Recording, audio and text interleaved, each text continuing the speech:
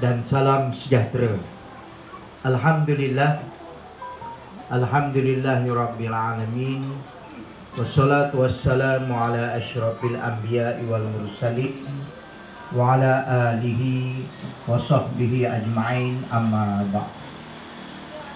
Yang saya hormati Tuan Peguam Muda kita Haji Firdaus Mas'ud yang mempengerusikan majlis kita kata petang ni sembang-sembang lah.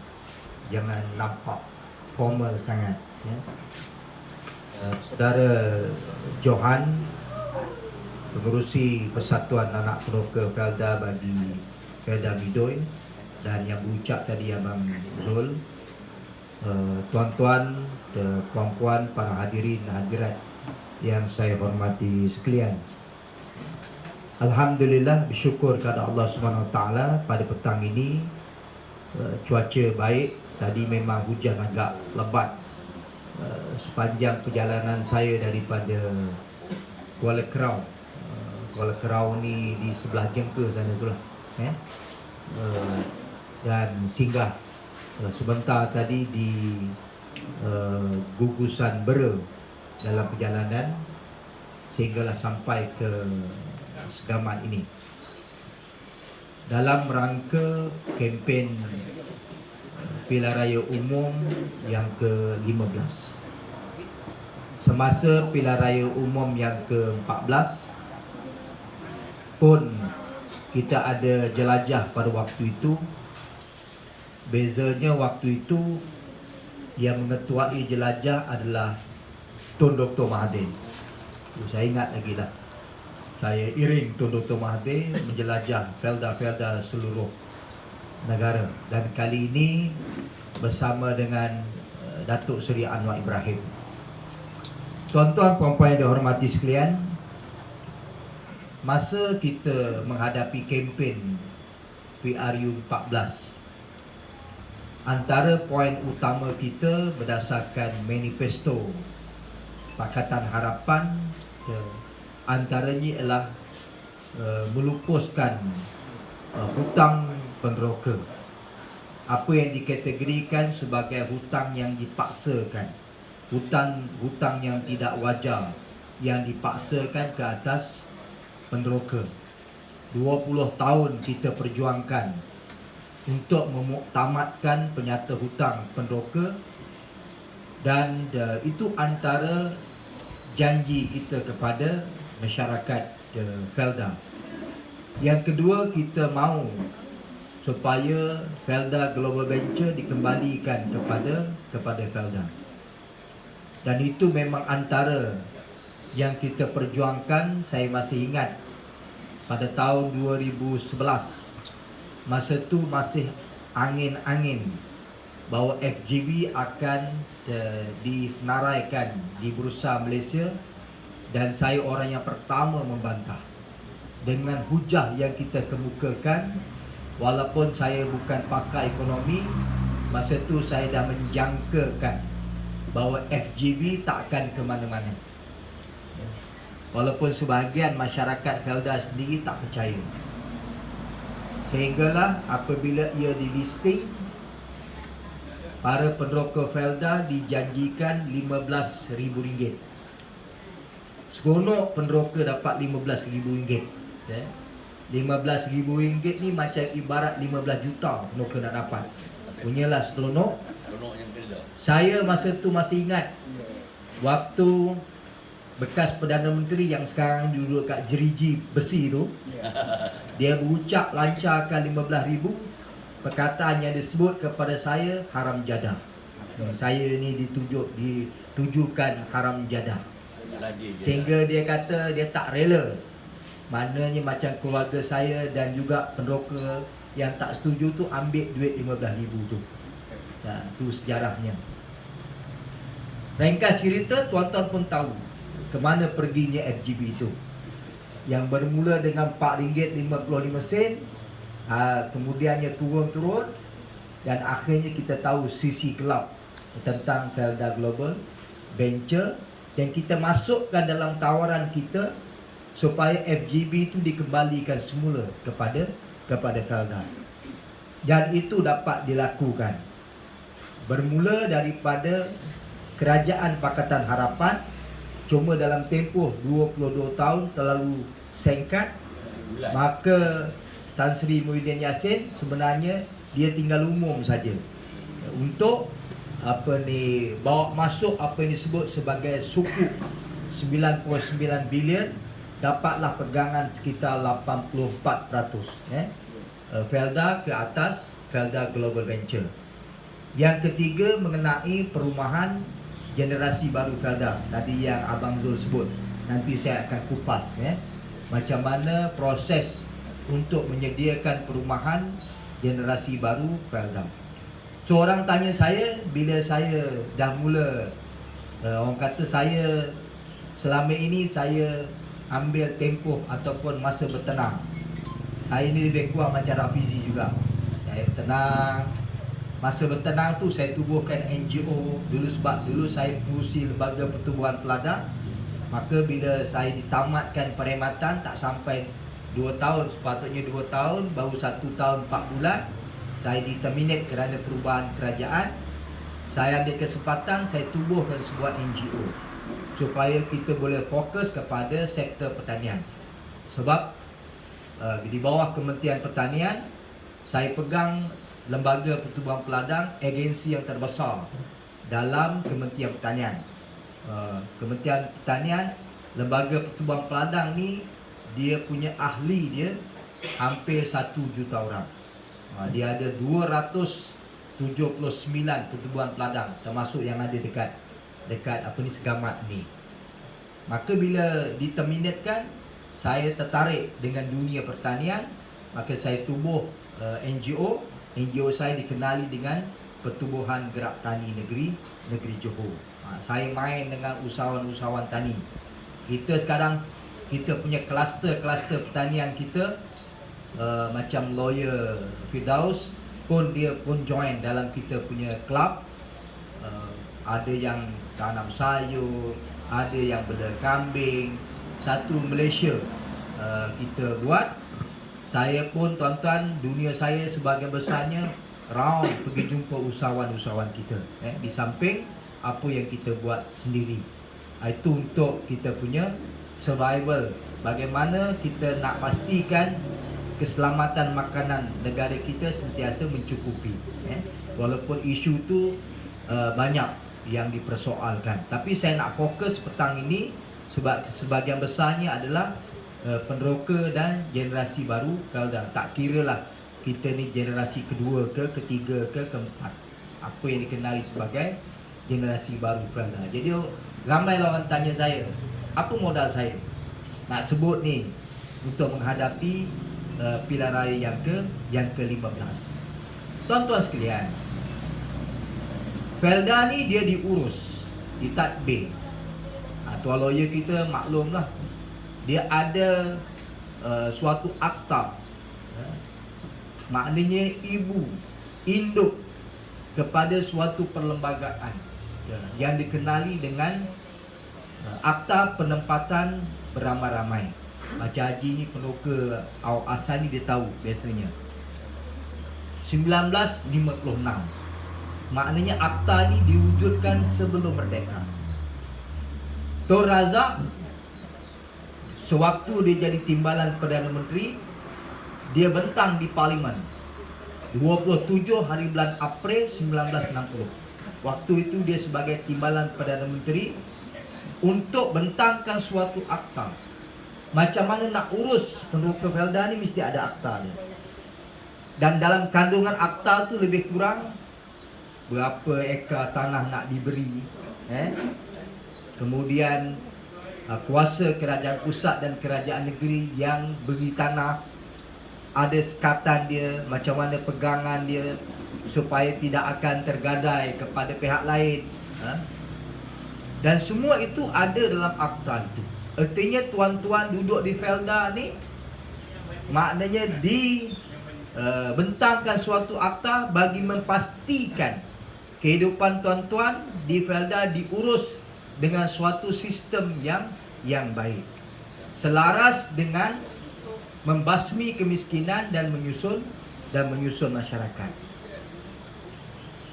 Daripada Felda yang mula-mula, Felda Lurah Bilut. Felda Lurah Bilut ni tuan-tuan, Felda di mana pendoka tak ada rumah. Sebab itu di Felda Lurah Bilut ada Melayu, ada Cina, ada India, diangkut daripada luar. Datang dulu ke Felda Lurah Bilut, tebang pokok balak tu, balak-balak tu, buat rumah dulu. Rumah dah siap, barulah bawa anak bini. Tu sejarah Felda Lurah Bilut dekat Bentong, Pahang. Beza dengan Felda lain macam Midoi, datang rumah dah ada. Cuma infra dia belum sempurna. Tak pastilah masa masuk tu air dah ada ke belum. Saya tak pasti. Tapi tempat saya tuan-tuan, kongsi ramai-ramai depan rumah. Untuk 10 buah rumah, kongsi. Bangun dah kita pukul 4.30 pagi. Mandilah kita pagi-pagi sebelum pergi sekolah. Saya cerita ni sebagai suatu imbasan sejarah kita, bagaimana kerajaan mewujudkan sebuah agensi berkaitan dengan tanah untuk memastikan khususnya orang Melayu ada tanah dan ada pendapatan. So kita tak boleh, orang kata, nafikan usaha kerajaan tu sesuatu yang sangat baik. Sebab bapa saya salah seorang yang memilih masuk Felda, walaupun bapa saya di kampung taklah susah sangat. Sebab bapa saya adalah peraih ikan di kampung. Tapi kerana nak kejarkan 10 ekar tu tadi, bapa saya sanggup masuk ke Felda. Walaupun sebelum sistem blok, ni bahasa sistem blok ni, maknanya makan macam pagi ni biasa dengar. Berapa kita dapat satu hari? RM2.90 waktu itu. Bayangkan tuan-tuan. Jadi bila tempoh masa berjalan, 10 tahun, 20 tahun, daripada zaman sebelum sistem blok masuk sistem blok, bayar hutang piutang dikenali dengan bayaran kembali, BK. Akhirnya bila hutang dah habis, dijanjikanlah hak milik sebagaimana dalam perjanjian tu. Dia ada perjanjian asal, perjanjian masuk Felda tu antara pendoka dengan Felda. Lepas tu ada lagi perjanjian tanam semula. Bila pokok kita nak tebang, dia ada perjanjian lagi. Dengan arti kata lain, di kalangan pendoka ini boleh jadi puas hati, tak puas hati duduk di Felda dengan sistem yang ada di Felda. Kadang-kadang harga kelapa sawit naik, kadang-kadang harga jatuh, kadang-kala kita punya buah kelapa sawit banyak, kadang-kadang musim melawas. Walaupun orang kata ada harga, bila melawas tak berapa sen juga pendapatan. Itulah lingkaran kita punya kehidupan di Felda. Sehinggalah kadang-kadang kita tak sedar, masa berlalu dengan cepat, yang anak-anak ni dah membesar. Anak-anak ni dah umur 20 tahun, 30 tahun, berkelamin. Timbul ketika itu persoalan, anak-anak ni nak duduk di Felda, rumahnya di mana kalau yang dah berkahwin? Sebab duduk di rumah mak bapak dah bersempit-sempit dengan adik-beradik. Timbul persoalan. Lalu pada masa Tun Ghaffar jadi timbalan Perdana Menteri Malaysia, dia jaga Felda. Ketika itu lagi saya dah tanya Tun Ghaffar Baba, saya dah tanya dah masa itu, macam mana kedudukan perumahan anak-anak pendukung. Masa tu kita tak sebut pun generasi baru. Masa tu kita sebut, maknanya kita kata anak generasi yang pertama tu, macam mana kedudukan mereka, mana rumah untuk mereka. Kita dah persoalkan waktu itu tahun 90-an. Awal 90-an saya dah sebut dah waktu itu. Jadi isu-isu yang berbangkit makin lama makin banyak. Makin banyak. Dan kalau isu yang banyak itu kita nak mengadu dekat Felda, Felda pun dia jawab ikut akta GSA dan perjanjian yang sedia ada. Tuan-tuan datang bangkitkan, itu bergantung kepada budi bicara pentadbiran Felda. Bila budi bicara, ada benda yang kita tak puas hati, kita merasakan jawapan daripada Felda tu, orang kata tidak memuaskan kita. Kita anggap ini sesuatu yang tidak ada keadilan untuk penderoka dan anak-anak. Masa itu tuan-tuan, saya dah mula dah, secara vokalnya saya dah mula, orang kata menyebut beberapa isu penting. Waktu itu tuan-tuan, antara isu paling popular 90-an, isu Felda Cahaya Baru tuan-tuan. Sebab Cahaya Baru kononnya nak dibangunkan. Menteri besarnya waktu itu pun sekarang pengurusi Perikatan Nasional. Itu menteri besarnya waktu itu tuan-tuan. Saya dah bangkitkan soal kenapa Felda Cahaya Baru nak dibangunkan, sedangkan tanah itu adalah milik penderoka. Kebarangkalian kalau projek itu gagal, maka tergadailah tanah-tanah penderoka. Dan jadi bahan sejarah, memang tergadai sungguh. Orang kata Felda Cahaya Baru tuan-tuan. Itu pertama.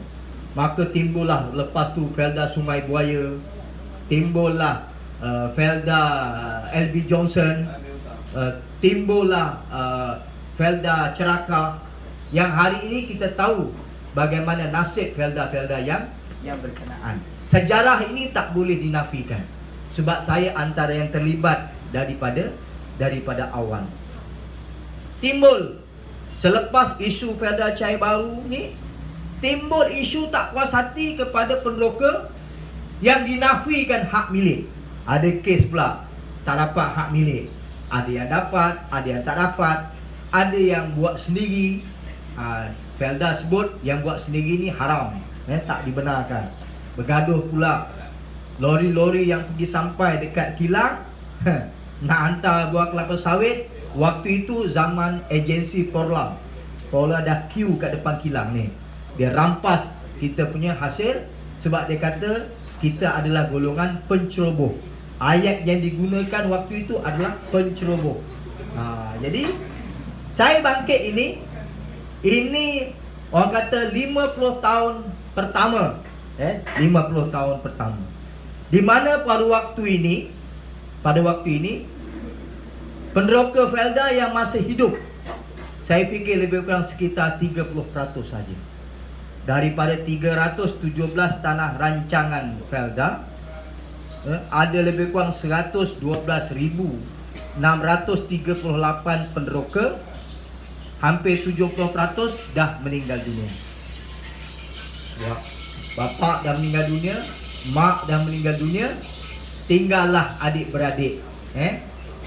Nak tentukan macam mana tanah 10 ekar, siapa yang nak jaga, siapa nak urus, pendapatannya macam mana. Jadi bila benda ni tuan-tuan tak diurus dengan suatu sistem yang baru, maka timbul masalah di kalangan adik-beradik pula. Yang jadi pentadbir ni, katalah contoh anak nombor 1, yang jadi pentadbir.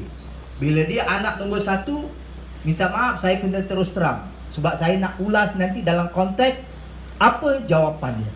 Itu yang paling penting tuan-tuan.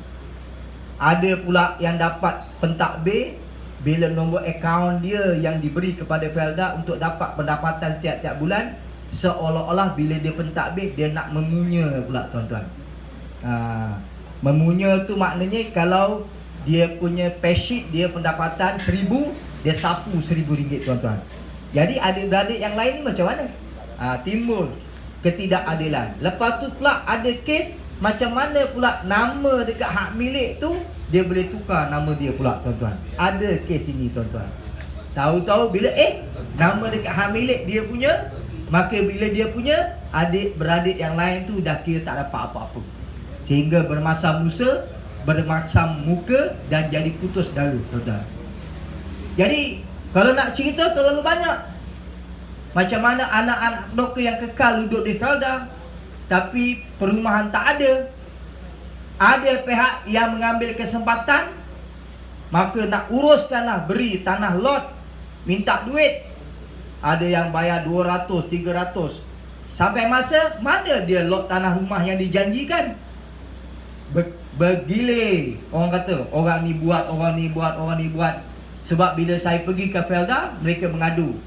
Dia kata, Cik Mazlan, saya dah bayar 300 tahun. Bila? Saya kata, RM300. Bila? Dia kata 15 tahun dulu. Siapa? Entah, saya pun dah lupa. Tapi hak milik pun mana dia tanah pun tak ada. Ini yang berlega-lega berlaku di Felda. Jadi saya nak bawa kepada bagaimana masa hadapan, terutama generasi baru Felda yang hidup sekarang. Di saat 30% peneroka yang asal yang tinggal, mereka dah uzur pun macam Pak Haji ni tadi. Tapi Alhamdulillah boleh datang juga. Yang tak boleh datang dah terbaring kat rumah tuan-tuan. Bila tanya, aku ni fikir nak mati je lah. Ni anak-anak lah yang urus. Dah tak kisah lah. Ada serah pada anak-anak. Apa saya nak bagi tahu implikasinya? Apabila akta yang ada tu sekarang, yang ada sekarang ni, tuan lawyer boleh mengesahkan betul atau tidak. Tanah Felda ni adalah pajakan 99 tahun. Betul tak ya? Pajakan 99 tahun. Bayangkan yang buka Felda macam Lurah Bilut, yang buka Felda macam tempat saya tahun 68. Hari ini daripada 99 tahun tinggal berapa tahun? Ada yang tinggal 30 tahun lagi. Dalam kerangka dasar hari ini, sampai tempoh 99 tahun, habis dah tuan-tuan dari sudut pemilikan tanah itu. Kalau tak dibuat suatu polisi yang baru tuan-tuan. Dan bila putus tuan-tuan, macam mana 10 ekar tanah kita tu? Itu yang paling penting nak difikirkan sekarang. Kalau tidak, macam yang dah berlaku sekarang, bila mak bapak dah meninggal dunia, dan mak bapak sendiri pun dia tak boleh nak memposisikan kaedah faraid tu tadi, sebab kaedah faraid tu tak ada dalam akta GSA yang ada. Adik-beradik akan bincang, jadi bergaduh, ni siapa ni punya. Maka dalam keadaan begitu adalah inisiatif lantik pentadbir. Pentadbir bukan ada kuasa apa-apa pun. Kalau pentadbir itu tuan-tuan meninggal dunia atau adik-beradik tak puas hati, dia boleh pilih orang lain. Ada seorang kawan saya, dia jaga 20 tahun mak bapak dia. Bapak dia sampai dah mati, mak dia mati, tinggallah dia adik-beradik. Ada komplot di kalangan adik-beradik lain, tolak dia dan bagi kata dua kat dia, aku nak buat rumah atas tanah ni, lusa kau boleh keluar daripada rumah ni. Walaupun dia dah jaga rumah tu 20 tahun lamanya. Artinya, oleh kerana terdedah dengan suatu keadaan yang mudah disalahguna, itu yang berlaku. Jadi tuan-tuan sekalian, saya telah utarakan kepada Datuk Seri Anwar Ibrahim melalui pegawai beliau pandangan saya. Sebab harapan saya, Datuk Seri Anwar Ibrahim boleh jadi Perdana Menteri Malaysia yang ke-10. So, saya hantar kepada pegawai dia. Pandangan saya ialah suatu pindaan akta 1960 mesti dilakukan. Itu saya nak sebut pada hari ini. Mesti dilakukan. Caranya ialah dengan menubuhkan suatu panel perundangan. Satu panel perundangan untuk melihat apakah input daripada perlembagaan yang sedia ada, dapatkan pakar-pakar termasuk pakar syariah untuk meminda akta ini supaya dia selari dengan kehendak syarak. Selari dengan kehendak syarak dan dalam masa yang sama selari dengan kerajaan negeri yang empunya tanah. Bincang, maka bawa ke parlimen supaya bila parlimen adakan nanti perbahasan. Sebab itu gunanya kita memilih ahli parlimen yang berwibawa, ahli parlimen yang boleh bawa suara hati peneroka masyarakat Felda, supaya nanti bila perkara ini dibahaskan, dia boleh mengambil bahagian. Pentingnya akta ini untuk dipinda, untuk menyelesaikan kekusutan, masalah pergaduhan adik-beradik, dan boleh dinoktahkan pewarisan ini supaya tak timbul masalah di kemudian hari. Akta ini hendaklah dibawa tuan-tuan sekalian. Saya bawa poin ini. Bila akta ini dibawa, maka kes-kes yang saya dah bawa selama ini, tuan-tuan boleh semak dalam sejarah di Malaysia, kita punya kes-kes parlimen, kes-kes tanah di mahkamah, tuan-tuan, di bawah NGO anak, yang paling banyak kita bawa kes ni di mahkamah. Kita mencatatkan kes hampir 300 kes, membabitkan hampir 3,000 peneroka, tuan-tuan. 3,000 peneroka, tuan-tuan.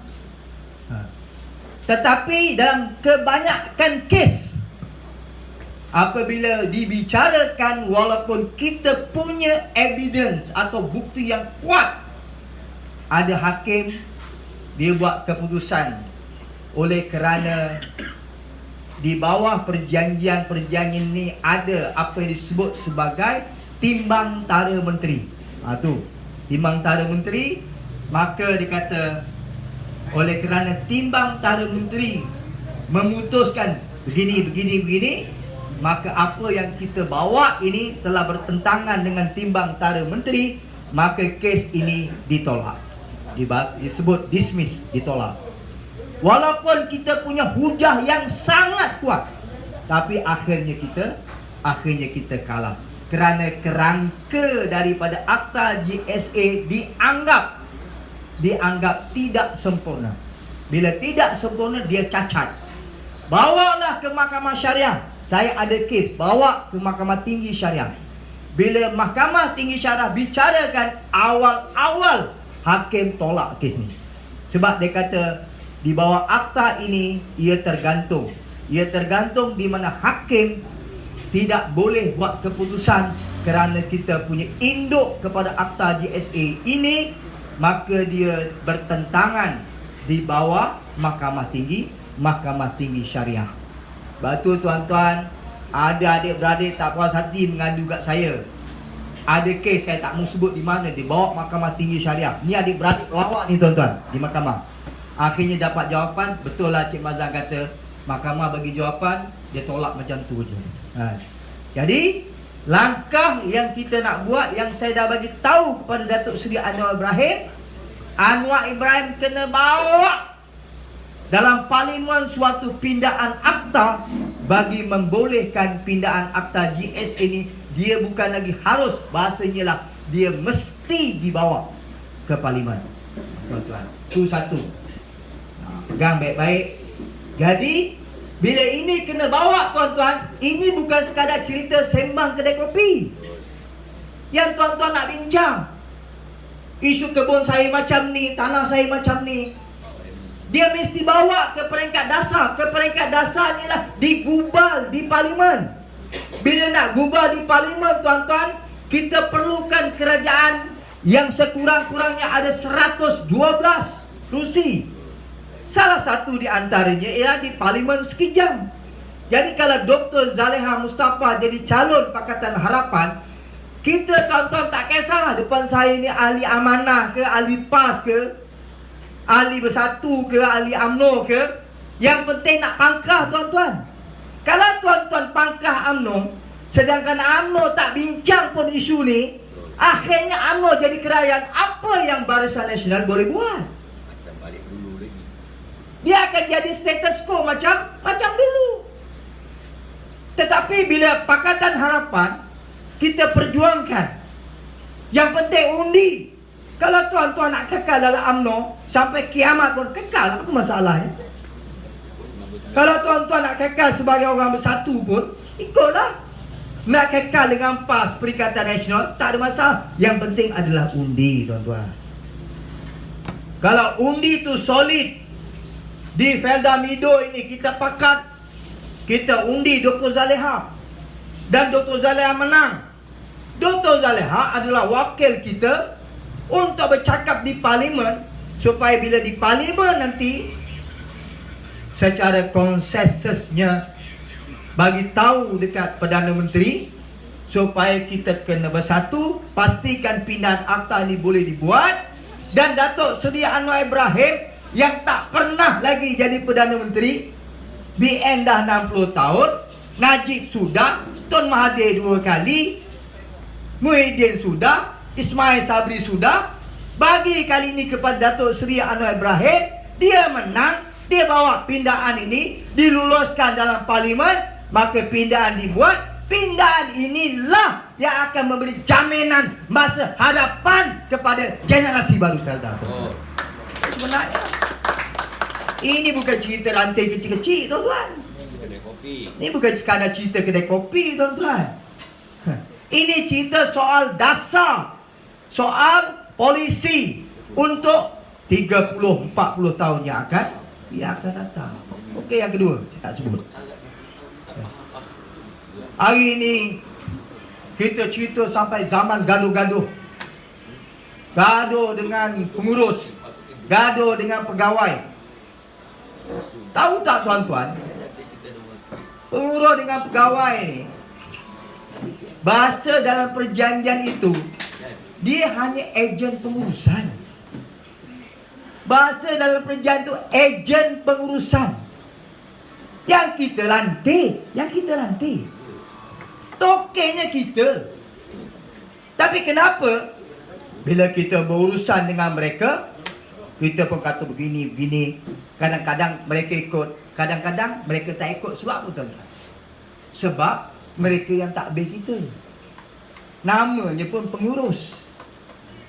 Tak puas hati tentang kita punya pendapatan, tak puas hati baki hutang, tak puas hati isu itu ini. Akhirnya dalam pada tak puas hati, kita balik Felda pun, pergi Kuala Lumpur, ibu pejabat Felda balik, aku dah jumpa lah, tak boleh settle. Sebab apa, tuan-tuan? Bahasa kasarnya, apa pun rasa tak puas hati kita, tetapi dari sudut hak mentadbir ada pada mereka, bukan pada kita. Bila ada pada mereka, tuan-tuan, apa pun yang kita cakap, akhirnya bahasa kasarnya, tuan-tuan, lu siapa, gua siapa. Itu kena faham, tuan-tuan. Mereka adalah pengarah besar, mereka adalah pengurusi Felda, mereka adalah pegawai-pegawai kanan Felda. Kita sebagai anak broker boleh sampaikan, tapi kalau mereka tak setuju dengan pandangan kita, lu siapa, gua siapa. Itu betul-betul. Ini realiti. Walau kita ni anak broker, kalau mereka tu sekadar ada SPM, ada degree, kita ni ada PhD, hebat, boleh debate, tapi dia kembali kepada lu siapa, gua siapa. Itu saja, tuan-tuan. Ini realiti. Sebab apa? Sebab saya ada pengalaman, tuan-tuan. Antara pengalaman saya, tuan-tuan, masa tu kita nak buat projek untuk tanam semula. Kita bentangkan idea nak kurangkan hutang penderoka. Bincang ni, tuan-tuan. Tanahnya di mana? Keluasannya berapa ribu ekar? Masa tu kita cadang nak buat nenas MD2, tuan-tuan. Lembaga nenas dah pergi semak tanah tu. Pergilah sesuai tanah ni. Bahkan lembaga nenas dah sediakan berapa ratus ribu suluh dia. Akhirnya, tuan-tuan, kita dah siap pakar. Saya gunakan pakar kita daripada lembaga nenas dan lembaga pertubuhan peladang. Akhirnya Felda kata apa? Kami Felda tak bersedia nak buat. Walaupun saya pengurusi lembaga pertubuhan peladang, tapi bila kata kami tak bersedia nak buat. Bila mereka jawab macam tu, tuan-tuan, bahasa kasarnya, lu siapa, gua siapa. Tuan-tuan, sebab kita tak ada power. Yang dipanggil sebagai punca kuasa. Punca kuasa tu bukan pada kita. Sebab tanah tu bawah Felda. Kalau Felda setuju, boleh buat. Felda tak setuju buat, walaupun niatnya bagus, itu terpulang pada mereka. Sebab kita punya bidang kuasa kita terlalu kecil. Dan dalam bahasa GSA-nya, ni Damam anak penoka, Cik Johan anak penoka, tuan-tuan ni anak penoka, tuan-tuan, saya nak sebutnya di sisi akta GSA, tuan-tuan yang anak penoka tadi, statusnya hanya penumpang semata-mata. Tuan-tuan tak ada apa-apa. Penumpang semata-mata. So, bila kita dah pindah akta satu, yang kedua kita kena pindah ialah penstrukturan semula Felda. Bila mana penstrukturan semula Felda, proses peralihan tu mesti dimuktamadkan. Ini komitmen antara kerajaan yang memerintah. Bila dah dia dapat mandat, dipersetujukan bahawa proses transformasi atau peralihan ini turun kepada generasi baru Felda. Setelah kita buat pindaan ini tadi, maka sampai masanya generasi baru Felda diposisikan sebagai bos yang baru. Tuan-tuan boleh buat tak ni? Boleh buat tak tuan-tuan? Boleh tuan-tuan. 40 tahun, 50 tahun kita, mak bapak kita dah dibimbing daripada zaman sebelum sistem blok, kaedah rokol pukul 6 pagi Haji. Lepas tu masuk kebun, macam mana kita nak petik sawit, nak dapat pendapatan yang baik, dah dibimbing. Bila dah dibimbing tuan-tuan, 50 tahun takkan kita tak boleh buat lagi. Mesti boleh tuan-tuan. Tapi masalahnya bila boleh pun, kata pemutus bukan berada pada kita. Itu masih pada Felda. Bila transformasi atau peralihan berjaya diletakkan, saya nak sebut kepada tuan-tuan, dengan adanya berpuluh ribu anak-anak peneroka daripada zaman kita tubuhkan asrama semai bakti Felda, ada MRSM Terolak. Ini semua idea untuk melahirkan cerdik pandai anak peneroka. Hari ini tuan-tuan, berpuluh ribu lahir anak Felda yang cerdik pandai. Ada PhD, ada doktor, engineer, segala pakar dah ada di Felda. Jumlah mereka puluhan ribu. Kenapa tidak mereka ini menjawat jawatan-jawatan utama di Felda tuan-tuan. Ini yang saya maksudkan. Dengan kata lain, saya dah sebut berkali-kali, tapi isunya kerajaan-kerajaan. Sila Dr. Jaleha. Saya janji sebagaimana saya sebut tadi akan tamatkan ucapan bila datang. So saya nak landing ni tuan-tuan. Nak landingnya saya nak bagi tahu, bila kita ada cerdik pandai, saya kadang-kadang jadi tanda tanya. Perdana Menteri sebelum ni seolah-olah tak nampak anak peneroka ni. Mereka dok fikir yang jadi pengurusi Felda ni Sipolan, pengarah besar ni Sipolan, pengurusi FGB ni Sipolan. Isunya, kenapa kita tak letak anak Felda sebagai pengurusi Felda? Kenapa tak letak anak Felda sebagai pengarah besar Felda? Kenapa tak letak anak Felda sebagai pengurusi FGB? Ini pengurusi FGB. FGB ni suatu institusi yang dia punya pendapatan tahunan berbilion ringgit yang kita beri kepada orang luar.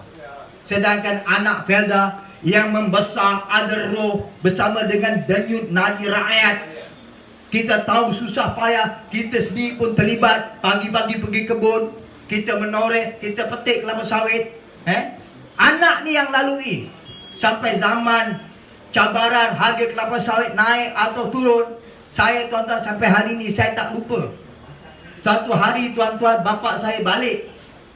Hari itu adalah hari yang biasa disambut dengan penuh gembira oleh peneroka. Haji masa hidup.